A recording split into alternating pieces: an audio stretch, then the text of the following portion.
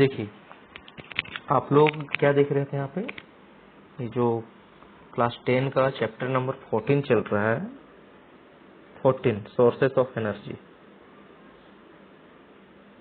Sources of energy, ये चल रहा है आप लोग का। ठीक है, तो आज हम लोग देखिए जो जो इम्पोर्टेंट सोर्सेस ऑफ एनर्जी थे उसके बारे में हम लोग बात कर लिए थे, है ना। और उसको बात करने के बाद हम लोग के सामने जो भी इम्पोर्टेंट चीज़ें बची हुई हैं आगे वो देखना है, क्योंकि वो बहुत जरूरी है, एग्जाम के पॉइंट ऑफ व्यू से एकदम इम्पोर्टेंट है वो, राइट। और जितना भी पिछले वीडियो में मैंने बताया वो एक तरह समझ लीजिए कि उतना ही पढ़ना है आपको, उससे ज़्यादा नहीं पढ़ना है। अगर ज़्यादा पढ़ना है उससे तो वो नेक्स्ट क्लास में आप पढ़ेंगे, उसी को डिटेल में पढ़ेंगे आप, राइट। और कुछ कुछ और भी सोर्सेस ऑफ एनर्जी है, वो इन दिस चैप्टर हम लोग उसको डिस्कस जरूर करेंगे। तो इसमें जो सबसे पहला पॉइंट है, अगर बात किया जाए यहाँ पे कि कुछ इसके बारे में पहले जान लें, है ना, कि एनर्जी क्या है। एनर्जी हमेशा अलग अलग फॉर्म में आता है आपके पास, ठीक है। जैसा आप क्लास 9 में पढ़े होंगे कि energy neither be create nor be destroyed but it can change from one form to another form. तो हम लोग जानते हैं कि एनर्जी को ना ही हम उत्पन्न कर सकते हैं ना ही नष्ट कर सकते हैं, लेकिन एक फॉर्म से दूसरे फॉर्म में इसको हम लोग चेंज कर सकते हैं। और ये होता है एक फॉर्म से दूसरे फॉर्म में चेंज, ऐसा नहीं है कि नहीं होता है। जैसे सन है ना, सन क्या है, हीट जो है सन से जो रेगुलरली रिलीज हो रहा है, जो सन हमें वर्षों से देते आ रहा है, पीढ़ियों से देते आ रहा है, ठीक है, वो क्या है, उस सन तो हमको हीट के फॉर्म में दे रहा है एनर्जी, लेकिन हम लोग सोलर पैनल लगा के उसको in the form of electricity में उसको कन्वर्ट कर लेते हैं, है ना। तो वही यहाँ पे मैं बोल रहा हूँ कि जो सोर्स ऑफ एनर्जी है वो रेगुलरली जो क्या है, एक तरह समझिए चेंज होते रहता है ना। सोर्स ऑफ एनर्जी भी चेंज होगा और फॉर्म ऑफ एनर्जी भी चेंज होगा, वन फॉर्म से अनदर फॉर्म में भी जाता है, समझ रहे बात को, है ना। वो डिपेंड करता है कि आप किस समय किस सोर्स ऑफ एनर्जी का इस्तेमाल कर रहे हो, राइट। और एक पॉइंट और है यहाँ पे, पहला पॉइंट तो ये बोल दिए आपको कि energy neither be create nor be destroyed. दूसरा पॉइंट क्या है आपके सामने, दूसरा पॉइंट ये है कि कहीं से भी आपको एनर्जी मिल रहा है तो वो एनर्जी उस जगह पे अचानक से आज और कल में नहीं आया है, वहां पे बहुत से साल लग गए हैं, हजारों साल लग चुके हैं, और फिर आप वहां से एनर्जी आपको मिल रहा है, हजारों साल से भी ज्यादा, लाखों साल। सूर्य एक दिन में तो बन के नहीं वो तैयार हुआ, है ना, कब से है हमें तो पता नहीं है, ठीक है। और साइंटिस्ट भी पता करने में जुड़े हुए हैं कब से है, राइट। और वो आपको एनर्जी दे रहा है और उस समय से देते आ रहा है जब से सूर्य है।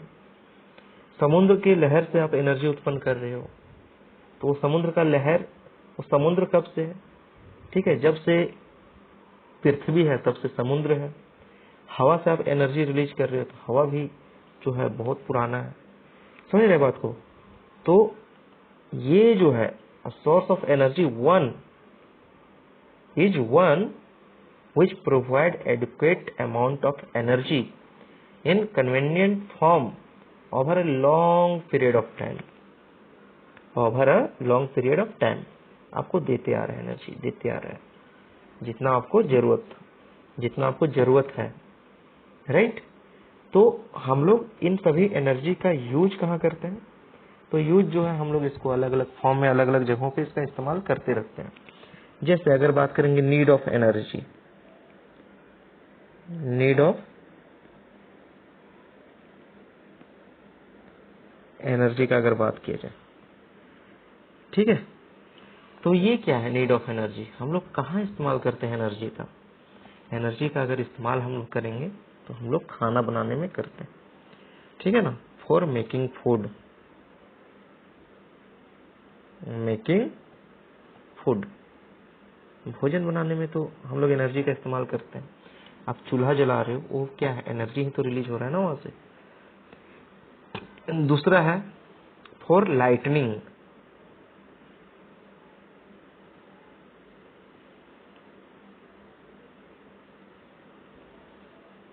लाइटनिंग, ठीक है ना, रोशनी के फॉर्म में हम लोग करते हैं। रूम में लाइट जल रहा है, बल्ब जल रहा है ना, तो वो लाइट कहाँ है, वो एनर्जी का इस्तेमाल करके वो लाइट आपके रूम में इमिट हो रहा है लाइट। ठीक है, आप पढ़ रहे हो तो वो लाइट जो आपके पास है वो सोर्स ऑफ एनर्जी ही है। समझ रहे बात को? चलिए, for transport, for transport, transport में भी करते हैं इसका यूज। और अगर कोई भी मशीन चलता है तो उसमें भी एनर्जी लगता ही है, तो फॉर रनिंग मशीन्स,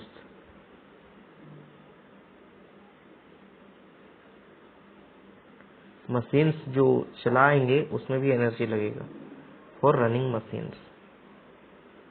नेक्स्ट जो है, अगर इसमें देखेंगे तो रनिंग मशीन में क्या हो जाएगा, जितने भी मोटर्स, कार, इसमें अगर एग्जांपल आप देखना चाहो, एग्जांपल आप अगर देखना चाहो तो इसमें क्या हो जाएगा, कार हो गया, बाइक हो गया, मोटर हो गया, जितने भी चीजें, फैन हो गया, ये सभी क्या है, ये सभी को चलने के लिए आपको किस चीज की जरूरत पड़ता है, एनर्जी का। एनर्जी रहेगा नहीं, आप कैसे चलाओगे इसको।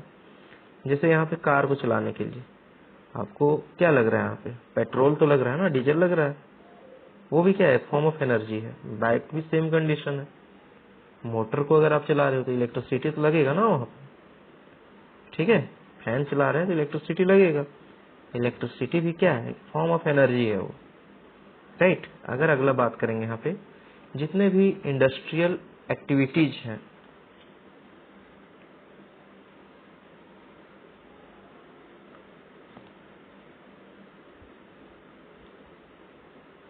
इंडस्ट्रियल एक्टिविटीज हैं, वहां भी आपको क्या लगता है, सोर्सेस ऑफ एनर्जी लगते हैं, जितने भी इंडस्ट्रियल एक्टिविटीज हैं। और जैसे हो गया फैक्ट्री, जितने भी फैक्ट्री हैं बड़े बड़े पैमाने पे जो आपके चीजें हो रही हैं, वो सभी इंडस्ट्रियल फैक्ट्री समझ लो आप, सीधा नॉर्मली फैक्ट्री समझ लो। यहाँ पे बड़े बड़े फैक्ट्री जो है, छोटे छोटे फैक्ट्री भी हो सकते हैं, वहां भी तो उसको रन करने के लिए एनर्जी का जरूरत पड़ता है ना। एनर्जी सिर्फ इंसान थोड़ी लगाएंगे, वहाँ जो मशीन है वो भी तो, वहां भी तो एनर्जी लग रहा है। एग्रीकल्चर वर्क,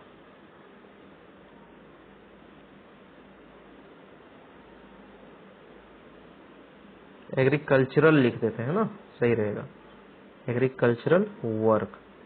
एग्रीकल्चरल वर्क का मतलब क्या हो गया कि जो आप इसको बोल सकते हैं फार्मिंग से रिलेटेड है ना, agriculture related to farming, related to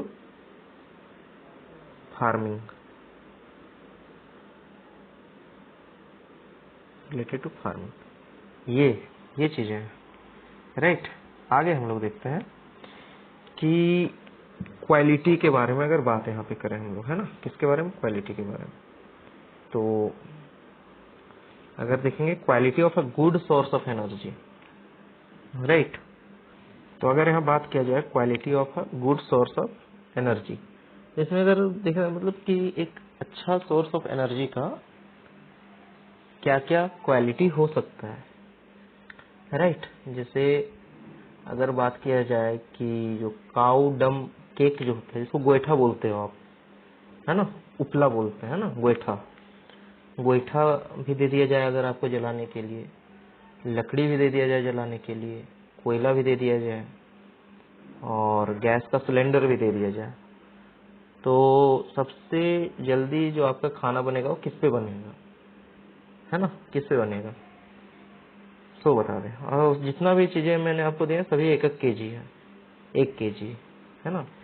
तो सबसे ज्यादा एनर्जी रिलीज कहाँ से होगा, तो जाहिर सा बात है कि आप बोलेंगे कि गैस का जो सिलेंडर है वहां से एनर्जी जो है सबसे अच्छा मात्रा में, सबसे जो है कम समय में ज्यादा एनर्जी वहां से रिलीज होगा, मतलब कम क्वांटिटी में ज्यादा एनर्जी वहां से रिलीज होगा, ये बोलोगे आप।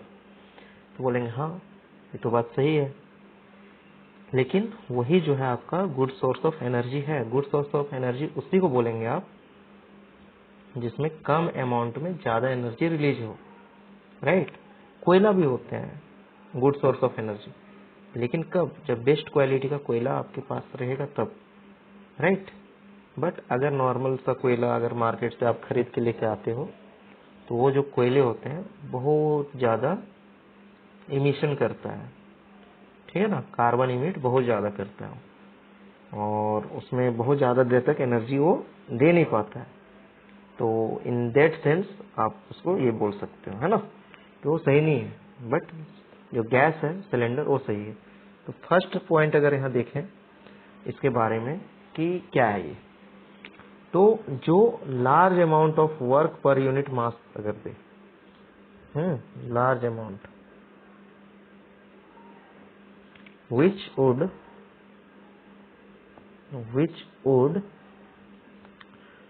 do a large amount of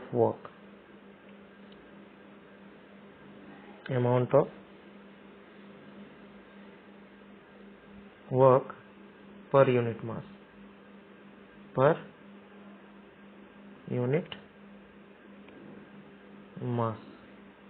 ठीक है, इसको बोलेंगे आप which would do a large amount of work per unit mass। ये चीजें हैं जो कम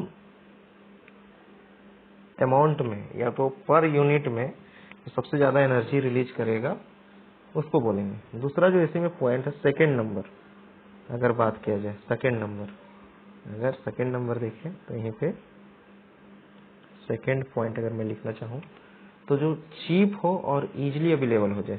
चीप हो, चीप मतलब क्या बोलते हैं, सस्ता हो एंड इजीली अवेलेबल हो जाए, इजीली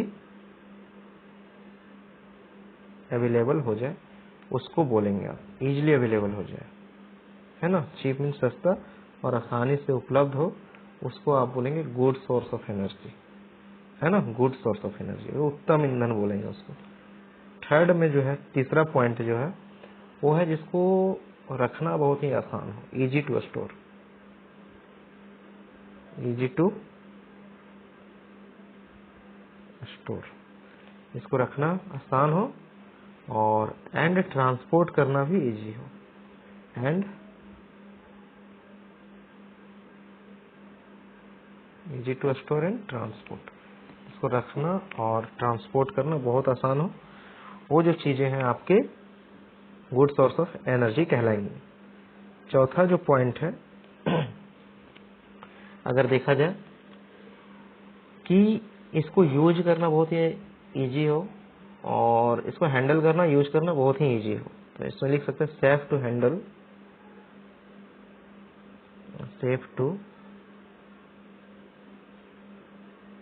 हैंडल एंड यूज, ठीक है ना, इसको यूज भी अच्छे से कर सके, हैंडल भी अच्छे से कर सके, वो होगा आपका good source of energy.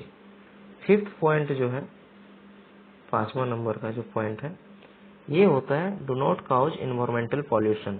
Pollution का भी आपको विशेष ध्यान रखना है, क्योंकि आप क्लास 10 में चले गए, फिर 11 में जाएंगे, 12 में जाएंगे, आगे पढ़ेंगे, यहीं से आपको थोड़ा पकड़ होना चाहिए इन्वायरमेंट को लेकर। आप पढ़े इसीलिए रहे हो ताकि बहुत ज़्यादा आप इन्वायरमेंट का नुकसान नहीं करो, है ना। नुकसान तो होता ही है बट पढ़ाई का तो कुछ फायदा होना चाहिए ना, इन्वायरमेंट बचा रहे, नुकसान नहीं हो।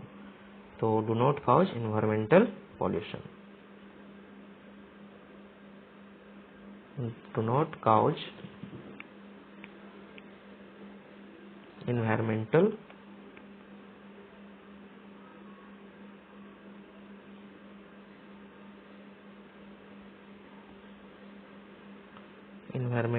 Pollution.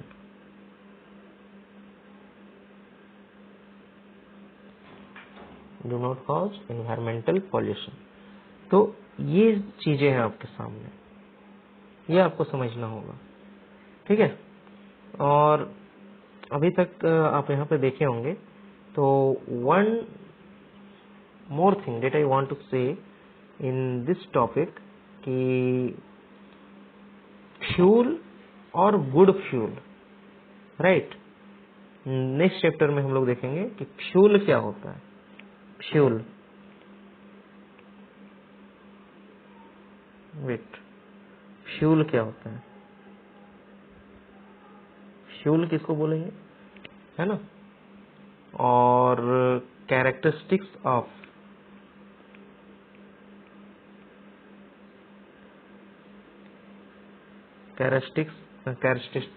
Characteristics of a good fuel,